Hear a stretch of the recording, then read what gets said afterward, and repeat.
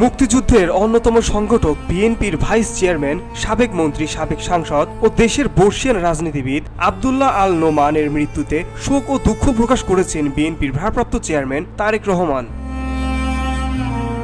মঙ্গলবার এক শোকবার্তায় বিএনপির ভারপ্রাপ্ত চেয়ারম্যান বলেন, মরহুম আব্দুল্লাহ আল নোমান একজন দেশপ্রেমিক রাজনীতিবিদ। দেশের সকল ক্রান্তিলগ্নে জনগণের পক্ষে অবস্থান গ্রহণ করেন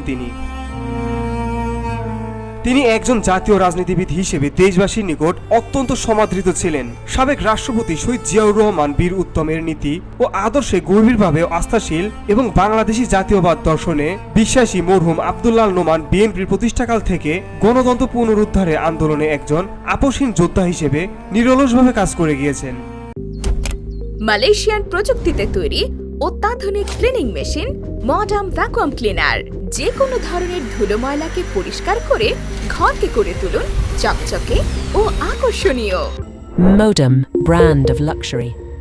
জনসেবার মহান লক্ষ্যের সামনে নিয়ে রাজনীতি করতেন বলেই সরকারের মন্ত্রী হয়ে নিজ এলাকা সহ বাংলাদেশের বিভিন্ন অঞ্চলে ব্যাপক উন্নতি ও অগ্রগতির অবদান রাখেন। ৭১-এর মুক্তিযুদ্ধের একজন অনন্য সংগঠক হিসেবে জাতি তার কাছে চিরঋণী হয়ে থাকবে। তিনি ছিলেন একাধারে প্রাজ্ঞ, জনঘনিষ্ঠ রাজনীতিবিদ এবং সজ্জন ও বিনয়ী মানুষ হিসেবেও সর্বমহলে তার ছিল অকৃত্রিম গ্রহণযোগ্যতা। BOD Bangla news desk.